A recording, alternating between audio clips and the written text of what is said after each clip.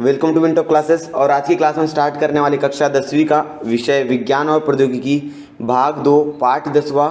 पाठ का नाम है आपदा प्रबंधन, डिजास्टर मैनेजमेंट। स्टूडेंट, इस पाठ के ऊपर ऑलरेडी मैंने एक वीडियो बनाया हुआ है जिसके अंदर मैंने बताया कि आपदा किसे कहते हैं, आपदा के अलग अलग प्रकार के बारे में मैंने बताया हुआ है। यदि आप लोग इस वीडियो को नहीं देखा है और देखना चाहते हो तो आपको उस वीडियो की लिंक इस वीडियो के डिस्क्रिप्शन में या तो आप प्लेलिस्ट में जाकर उन वीडियोज़ को देख सकते हो। तो स्टूडेंट्स, आज का जो हमारा टॉपिक है वो आपदाओं का प्रभाव, मतलब जब कोई प्राकृतिक आपदा या मानव निर्मित आपदा आती है तो उसकी वजह से क्या प्रभाव पड़ते हैं, तो उन सभी चीज़ों के बारे में हम लोग बात करने वाले। तो स्टूडेंट, वीडियो स्टार्ट करने से पहले यदि आप लोगों ने चैनल को सब्सक्राइब नहीं किया है तो प्लीज़ चैनल को सब्सक्राइब कर दीजिए और चलिए वीडियो को स्टार्ट करते हैं।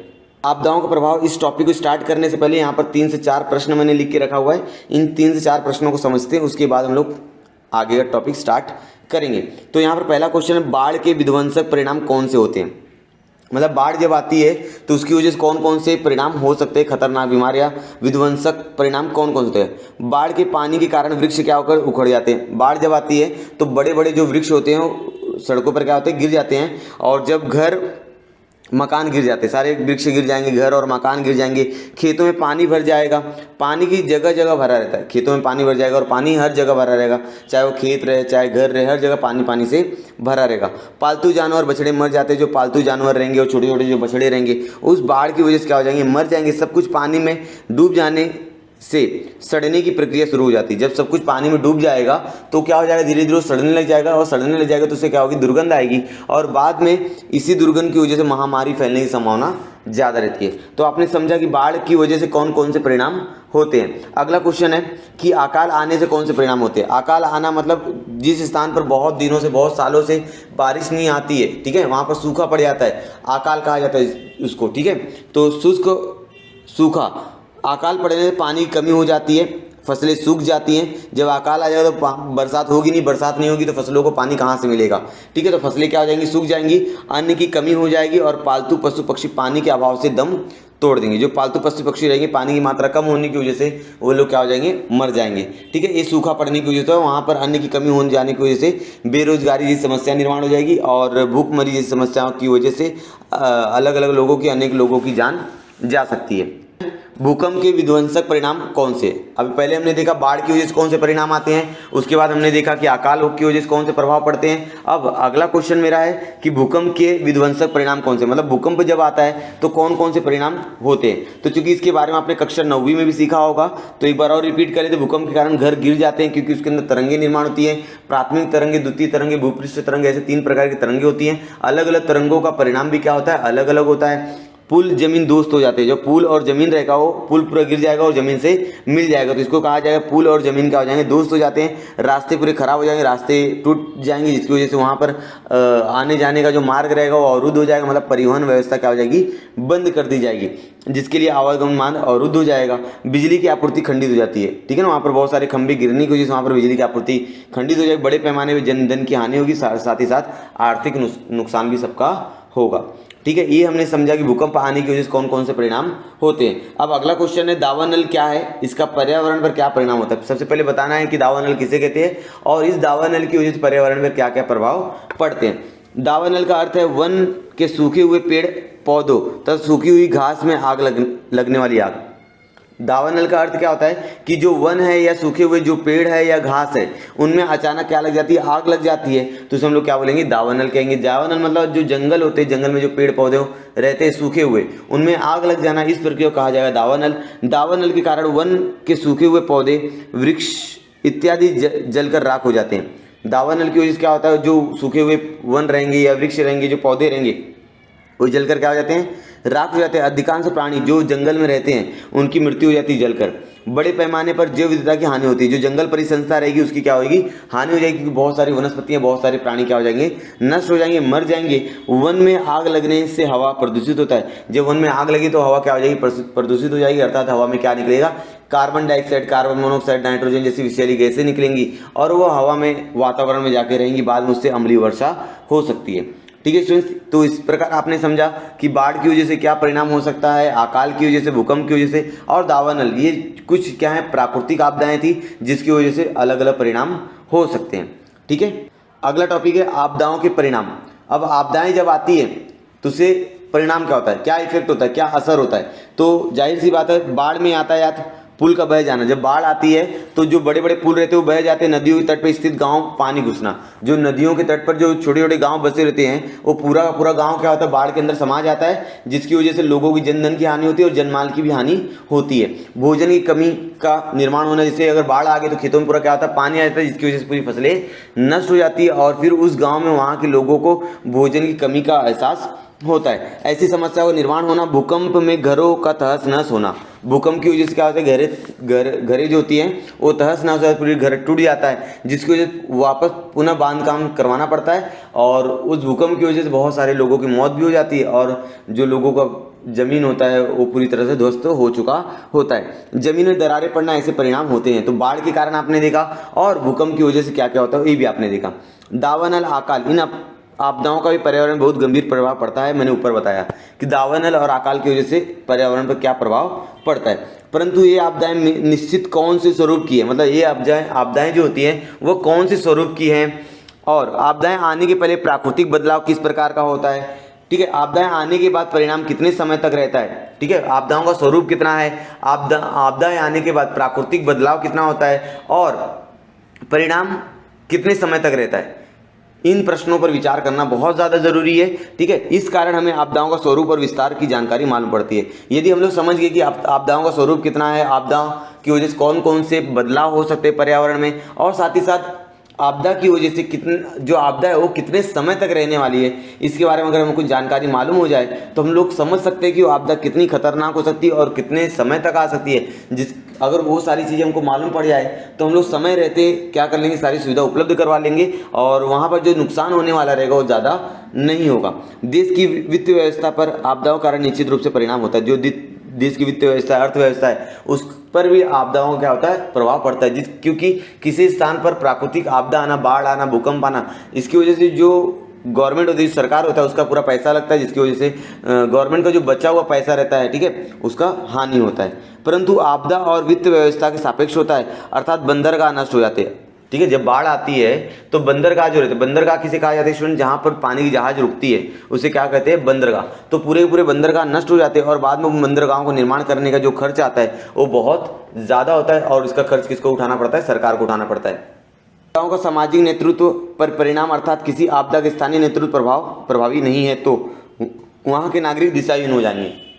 मतलब जहाँ पर आपदा आ रही है, अगर वहाँ का सामाजिक नेतृत्व, वहाँ का नेता है, जो वहाँ का लीडर है, वो बराबर काम नहीं कर रहा है, साथ ही साथ स्थानीय नेतृत्व कोई नहीं कर रहा है, कोई सहारा देने वाला नहीं है, तो वहाँ के जो नागरिक रहेंगे वो दिशाहीन हो जाएंगे, उनको समझ में नहीं आएगा क्या करना है। ठीक है, अगर वहाँ का सामाजिक नेतृत्व और आप बोल सकते हो स्थानिक नेतृत्व अगर अच्छा रहेगा तो लोग उस जो भयंकर आपदा उससे लड़ सकते हैं।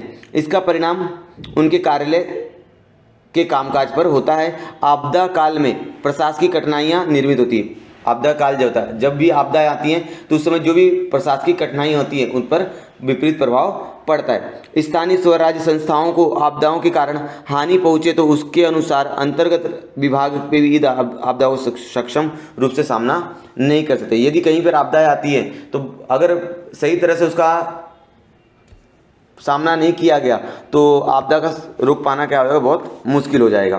तो यहाँ पर एक तालिका बनाई गई आपकी किताब में, आपदा आने के बाद विभिन्न प्रकार की समस्या निर्माण होता है। सही बात है, आपदा जब आ जाती है तो अलग अलग प्रकार की समस्या निर्माण होती है, जैसे वित्तीय समस्या, सामाजिक समस्या, पर्यावरणीय समस्या, प्रशासकीय समस्या, राजकीय समस्या, चिकित्सीय समस्या, ये अलग अलग समस्या निर्माण होती है। तो उन समस्याओं के बारे में यहाँ पर सारी चीज़ें लिखी है कि पर्यावरण में कौन सी समस्या निर्माण होती है, सामाजिक कौन समस्या निर्माण होती है, वित्तीय कौन सी समस्या निर्माण होती है, प्रशासकीय समस्या कौन सी होती है, राजकीय समस्या और चिकित्सीय समस्या कौन कौन से प्रकार की होती है। ठीक है, चले सबसे पहले पढ़ते हैं वित्तीय समस्या।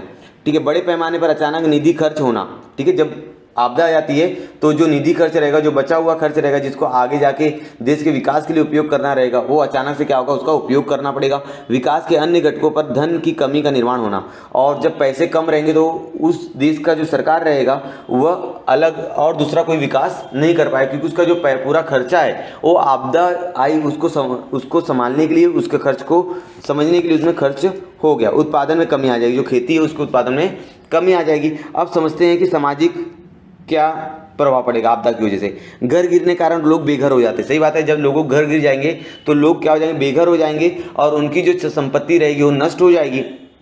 ठीक है, जिसको अचल संपत्ति कहते हैं। लोग घर बनाते तो उसको अचल संपत्ति कहा जाता है। ठीक है, वो नष्ट हो जाएगा और अन्य पानी, वस्त्र, आवास आदि की आवश्यकता होगी और समाज में क्या बढ़ेगा, अपराध बढ़ेगा, क्योंकि वहाँ के लोगों को संपत्ति नहीं रहेगी। संपत्ति ना रहने की वजह से लोगों को रोजगार उपलब्ध नहीं हो पाएगा और जब ये सारी चीज़ उपलब्ध नहीं हो पाएंगी तो वहाँ के लोगों में जो रहेगा, समाज में अपराध ज़्यादा बढ़ेगा।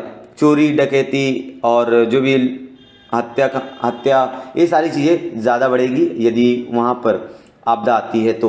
अगला पर्यावरणीय समस्या क्या हो जाएगी, इमारतों की हानि होना, गिर जाना। देखते हो आप लोग, समय समय पर आपको जानकारी मिलती रहेगी, समय समय पर आपको न्यूज़ मिलती रहती होगी कि कहीं पर जो पुरानी बिल्डिंगें होती है जिसको 30 साल 40 साल हो जाता है तो पूर्णतः क्या होती है, गिर जाती है और उस बिल्डिंग में रहने वाले लोग भी क्या होते हैं, मारे जाते हैं। जल स्रोतों का सूखना, बहुत सारे जल स्रोत जैसे नदी हो गया, तालाब हो गया, कुआं हो गया, ये सूख जाना। पानी दूषित होना, मनुष्य और प्राणी का मृत शरीर सड़ने से वातावरण दुर्गंधयुक्त होता और प्रदूषित होना।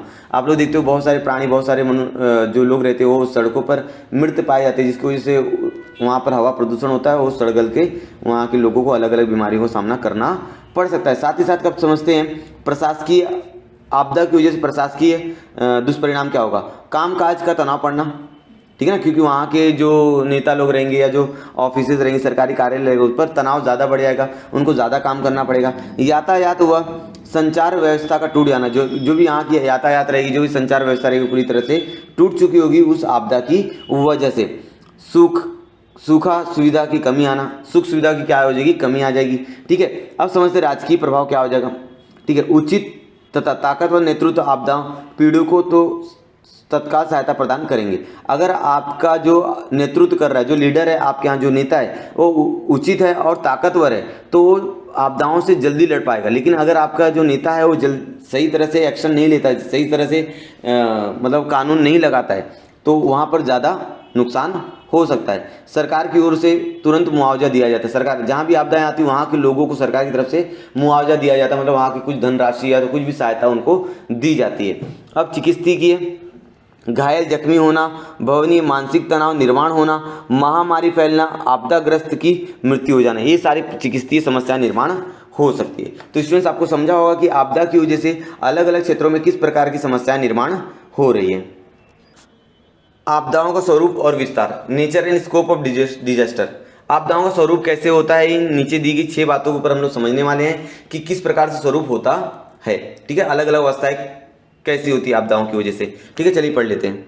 जैसा कि स्टूडेंट्स आप लोग पहला देख रहे हो, आपदा के पहले समय, मतलब आपदा आने से पहले समय में आप क्या कर सकते हो, प्री डिजास्टर फेज, मतलब आपदा अभी तक आई नहीं है और आप क्या क्या काम कर सकते हो। तो इस अवस्था में अगर हम लोग बात करें तो यदि हम समय रहते प्रयास कर पाएँ, ठीक है, आपदा आने के पहले हमको मालूम पड़ जाए कि आपदा आने वाली है तो हम लोग ज़्यादा से ज़्यादा लोगों की जान बचा सकते हैं और उस अवस्था की खोज कर बचाव कार्य किया जा सकता है। साथ ही साथ चिकित्सीय मदद हो गया, प्रथमोपचार हो गया, संपर्क और संचार माध्यम सही कर सकते हैं हम लोग और जो भी स्थान खतरे में आने वाले उन स्थानों को हम लोग बचा सकते हैं। इसी अवस्था में आपदा की कितना कठिन हो सकता है इसका अनुमान लगाया जा सकता है। तो आप लोग को समझा कि आपदा के पहले का समय आप लोग क्या कर सकते हो।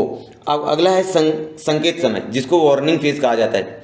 ठीक है, इस समय क्या हो जाएगा, इस अवस्था में आपदा कम होने पर आपदा निवारण पुनर्वसन का कार्य किया जाता है। जैसे आपदा इसमें कम हो जाएगी तो इसके अंदर आपदा निवारण और पुनर्वसन का कार्य किया जाएगा कि आपदा की वजह से अब कैसे बचा जाए। जैसे अगर बहुत लोग मलबे में धंस चुके, कोई बिल्डिंग गिर गई है और मलबे में बहुत लोग धंस चुके हैं तो उनको निकालना, पानी के नल को ठीक करना, वहाँ का पानी का जो नल रहेगा टूट चुका होगा तो पानी के नल को ठीक करना, रास्ते की मरम्मत करवाना, इन कार्यों के कारण सामान्य जीवन फिर से शुरू करने का प्रयास किया जाता है। और साथ ही साथ सामान्य आपदा में पीड़ित जो नागरिकों और स्वयं संस्थाएं होती हैं वो आपदाग्रस्तों की क्या करते हैं, मदद करते हैं। अलग अलग संस्थाएं होती हैं, ठीक है ना, अलग अलग एनजीओज होती हैं, वो आपदाग्रस्त लोगों को क्या करते हैं, मदद करते हैं। साथ ही साथ उनको उद्योग धंधे और आमदनी के लिए सहायता करना। उसके बाद आ जाएगा आपदाकालीन काल। इस काल में यहाँ पर मान लेते हैं कि यहाँ जैसे ये पूरे प्रश्न इस 6 पॉइंट को समझने के लिए हमको यहाँ पर बाढ़ का एग्जाम्पल लिया गया है कि मान लीजिए कि यहाँ पर बाढ़ आ चुकी है तो बाढ़ का पानी आसपास के परिसर में कितना घुसा है। आपातकालीन काल में क्या करेंगे, इमरजेंसी फेज में क्या करेंगे कि आसपास के स्थानों में पानी कितना घुस चुका है, बाढ़ का पानी कितना घुस चुका है, तत्पश्चात घर में, मकान में, रास्ते में या गाँव में वह पानी की वजह से कितना डूबा है, इसकी जांच की जाएगी।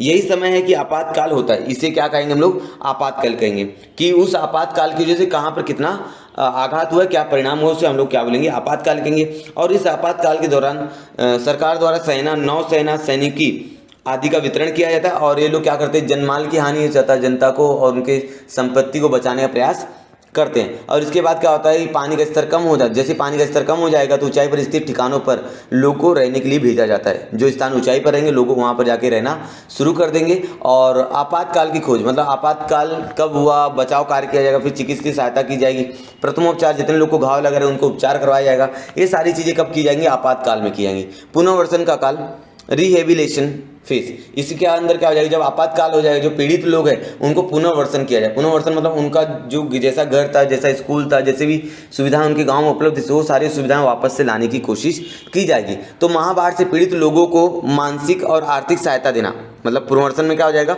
जो महाबाढ़ की वजह से जो लोग पीड़ित हो चुके हैं उनको आर्थिक और सामाजिक सहायता देना, मानसिक सहायता देना। पुनर्वसन काल महत्वपूर्ण कार्य होता है। लोगों को खेत और बोल सकते हैं लोग पशुशाला पानी में डूब जाते हैं, लोगों को खेत होता है, पशुशाला होता है, पूरा पूरा घर पानी में डूब जाता है, इसकी वजह से उनको सुविधाएं प्राप्त करवाना। बाढ़ के पानी में अधिकांश पालतू प्राणी डूबकर मर चुके होते हैं, तो इन मृत प्राणी जब डूबकर मर जाएंगे तो उनको क्या करना, ठिकाने लगाना, क्योंकि अगर उनको ठिकाने नहीं लगाया गया तो सड़कर क्या आएगा, वहाँ पर दुर्गंध आएगा और बाद में महामारी की समस्याएं बढ़ेंगी। ठीक है, छोटे बच्चों और वृद्ध लोगों को स्वास्थ्य पर ध्यान देना चाहिए। ठीक है, अगला है प्रतिशोधन का काल, रिकवरी फेज। प्रतिशोधन का काल मतलब रिकवरी फेज, इसके अंदर क्या हो जाएगा स्टूडेंट्स कि जो भी आपदाग्रस्त लोग हैं उनको रिकवर किया जाएगा, मतलब उनकी स्थिति को पुनः नॉर्मल कंडीशन में लाने का प्रयास किया जाएगा। प्रतिशोधन काल में जनजीवन सामान्य होने लग जाता है। प्रतिशोधन काल में जनजीवन कैसा हो जाएगा, सामान्य होने लग जाता है। महाबाढ़ के कारण जो कचरे का ढेर रहेगा या मृत कचरे जानवर रहेंगे उनके शरीर को हटाना, पानी के जो नल रहेंगे उनको ठीक करवाना, रास्ते जो टूट गए उनको बचाना, ये सारे काम कब किए जाएंगे, प्रतिशोधन काल के समय किया जाएगा। साथ ही साथ जो आपदाग्रस्त लोग हैं उनको उचित समय पर जो भी मदद उनको लगती है वो सारी की सारी मदद करके देना। पुनर्निर्माण काल, रिकंस्ट्रक्शन फेज। स्टूडेंट्स, ये जो कंस्ट्रक्शन काल होता है वो बहुत ज़्यादा महत्वपूर्ण होता है। इसके अंदर जो भी सारी चीज़ें खराब हो चुकी है उनको वापस से बनाई जाती है। जैसे महाबाढ़ के कारण जो क्षतिग्रस्त गाँव है उनको वापस बचाना, मतलब उन घरों को वापस बना के देना, मकान को वापस बना के देना। साथ ही साथ वहाँ पर जो विद्यालय रहेगा उन विद्यालयों को वापस बना देना। किसान खेती करना प्रारंभ कर सके इसके लिए सहायता देना, और रास्ते की मरम्मत कराना, पानी की सुविधा वापस पहले जैसी थी वापस वैसी कर देना। साथ ही साथ पाठशाला महाविद्यालयों को वापस निर्माण करवाना। तो ये सारे काम किसमें हो जाते हैं, पुनर्वसन काल में, पुनर्निर्माण काल में हो जाता है। तो स्टूडेंट्स ये समझा कि जब भी आपदाएं आती है तो इन 6 मुद्दों पर बात किया जाता है। तो यहाँ पर ये 6 मुद्दों के बारे में बात करने के लिए हमने बाढ़ का एग्जाम्पल लिए थे। बाढ़ आता है तो सब हम लोग क्या क्या करते हैं। चलिए अब आगे स्टूडेंट्स, आपदाओं के स्वरूप और विस्तार पूर्ण विचार किया जाए तो अगर हम लोग आपदाओं के विस्तार और स्वरूप को पूरी तरह अगर अध्ययन करेंगे तो हमको 3 बातें समझ में आती है कि कौन कौन सी स्थिति होती है। आपातकालीन स्थिति, इस प्रकार से 2 स्थिति और है जो मैं आगे बताने वाला हूँ।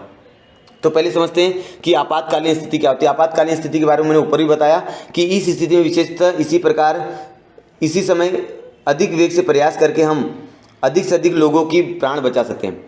मतलब आपातकालीन स्थिति में क्या ध्यान में रखा जाता है कि कम से कम समय में हम लोग ज़्यादा से ज़्यादा लोगों का प्राण बचा पाएँ, और लोगों की खोजबीन को कहाँ कौन लोग कहाँ पर दब गए, जैसे मलबे में डब जाना या बाढ़ की वजह से बह जाना, उनकी खोजबीन करना, बचाव कार्य, चिकित्सीय मदद, प्रथमोपचार, संपर्क और संचार व्यवस्था पूर्वक करना। जो संचार व्यवस्था थी उसको पूरी वापस से पहले जैसी थी वैसी कर देना। खतरे वाले क्षेत्र, जो भी खतरे वाले क्षेत्र वहाँ पर लोगों को जाने से मना कर देना, अर्थात सुरक्षित जगहों पर लोगों को स्थानांतरित कर देना। इसी समय आपदाओं का अनुमान लगाया जाता है। आपातकालीन स्थिति में ही अनुमान लगा दिया जाता है कि इस आपदा की वजह से कितना नुकसान होने वाला है। ठीक है, अब अगली स्थिति देखते हैं। अगली स्थिति है संक्रमण अवस्था। पहला देखा आपातकालीन स्थिति देखा, उसके बाद हम लोग देखेंगे संक्रमण अवस्था। इस स्थिति में आपदा कम होने पर आपदा निवारण पुनर्वसन किया जाता है। जैसे स्थिति कम हो जाती है, जैसे मतलब आपदा कम हो जाता है तो विचार किया जाता है उसका निवारण कैसे किया जाए और वहाँ का पुनर्वसन कैसे किया जाए, वापस से जनजीवन किस तरह सुचारू रूप से वापस चालू हो। जैसे ढेर को हिलाना, जैसे अगर कोई मलबे में दब गया तो वो मलबे को हिलाकर वहाँ के लोगों को बचाना, पानी का नल अगर खराब हो गया तो उन नल को ठीक करना, बस्ती को दुरुस्तित करना आदि काम संक्रमण अवस्था में किया जाता है, जिससे जनजीवन पूर्व स्थिति में आने के लिए मदद होगी। जिससे क्या होगा, जो जनजीवन रहेगा वो पहले जैसा था वापस उसी तरह हो जाएगा। आपदाग्रस्तों को पुनर्वसन कार्य करने इस योजना का महत्वपूर्ण होता है। आपदाग्रस्त के लिए जो पुनर्वसन कार्य है वो वापस शुरू किया जाए, वापस से उनकी जो जिंदगी थी उसकी जो जैसे वो लोग रहते थे पहले उस तरह से वापस किया जाए तो पुनर्वसन किया जाता है। सामान्यतः ऐसे नागरिकों की अलग अलग संस्थाएं धन अन्य प्रकार से मदद करती है। अलग अलग संस्थाएं होती है, अलग अलग एनजीओज होते हैं, अलग अलग जो बड़े बड़े लोग होते हैं वो धन के माध्यम से, पैसे के माध्यम से, अलग अलग कारणों से लोगों की क्या करते हैं, मदद करते हैं और उन्हें स्थायी रूप से उद्योग धंधे और अन्य आमदनी साधन उपलब्ध कराने की उनकी मानसिकता परेशानियां कम से कम समय में लगता है उनकी वास्तविक दृष्टि से पुनर्वसन हो सके, इस बात पर विचार किया जाता है ताकि साथ ही साथ क्या हो जाए कि वहाँ पर जो लोगों के गांव में आपदा आए थे वहाँ के लोगों को रोजगार उपलब्ध हो, वहाँ के लोगों को उद्योग धंधे स्थापित किया जाए ताकि साथ वो लोग अपना जीवन पुनः सुचारू रूप से चला सकें। अगली अवस्था है पुनर्निर्माण अवस्था। पुनर्निर्माण अवस्था जिसको हम लोग बोल सकते हैं पुनर्वसन का काल, ठीक है। ये अवस्था अत्यंत कठिन होती है। इसके अंदर जो भी घटनाएं हो चुकी थी आपदा जाने के बाद, जो भी सारी चीजें टूट चुकी है, फूट चुकी है, उन सभी चीज़ों को क्या करना, वापस से मरम्मत करना, क्योंकि शुरुआत में संक्रमण अवस्था में होती है। इस काल में नागरिक अपनी इमारत को पुनर्निर्माण, मतलब जो उनकी इमारत खराब होगी उनको पुनर्निर्माण किया जाएगा, रास्ते, जल संसाधनों की व्यवस्था की जाएगी आदि शुरू किया जाता है। कृषि व्यवसाय पूर्व शुरू किया जाता है। जो कृषि व्यवसाय वापस जैसा था वापस शुरू किया जाता है और फिर भी पुनर्निर्माण का कार्य पूरा करने के लिए काफ़ी समय लगता है। सबसे अधिक समय लगता है पुनर्निर्माण कार्य करने के लिए, ठीक है। अनेक प्राकृतिक आघात सहन किए, ठीक है। आज तक पृथ्वी ने बहुत सारे प्राकृतिक आघात सहन किए। भूकंप हो गया, बाढ़ हो गया, ज्वालामुखी हो गया, बहुत सारे जो प्राकृतिक आघात हैं पृथ्वी ने सहन किया। उनका वर्णन सुनकर मानवीय मन स्तब्ध हो जाएगा। यदि उनके बारे में आप सुनोगे तो क्या हो जाएगा, मन स्तब्ध हो जाता है। इतनी खतरनाक चीज़ें पृथ्वी के स्तर पर हुई है।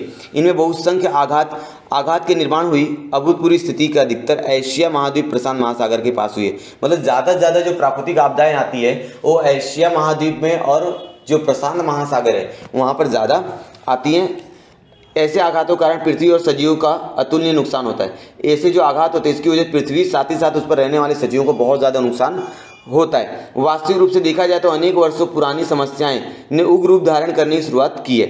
अगर देखा जाए वास्तविक रूप से जो बहुत बड़ी पुरानी समस्याएं रहती थी, जैसे प्रदूषण हो गया, ये धीरे धीरे करके उग्र रूप धारण कर देती हैं और बढ़ती हुई जनसंख्या, उनकी बढ़ती हुई आवश्यकताएं के कारण निर्माण होने की समस्याएं, ठीक है, उनके स्वरूप में गंभीर अवस्था है। दूसरे महायुद्ध के पश्चात ऐसी आपदाएं अधिक बढ़ती दिखाई दी। जब दूसरा विश्व युद्ध खत्म हुआ, दूसरे विश्व युद्ध के बाद लोगों के अंदर क्या हो जाएगा, लड़ाई झगड़े की भावना उत्पन्न हो गई और देश की जो सीमा को लेकर विवाद उत्पन्न हो गया अलग अलग देशों में। तो इस तरह की भावनाएं निर्माण हुई थी विश्व युद्ध के बाद। सामाजिक विषमता, वित्तीय विषमता, धार्मिक प्रथा, ऐसे अनेक कारणों से देश में आंशिक वातावरण निर्माण होता है किसी भी आपदा के आने के बाद।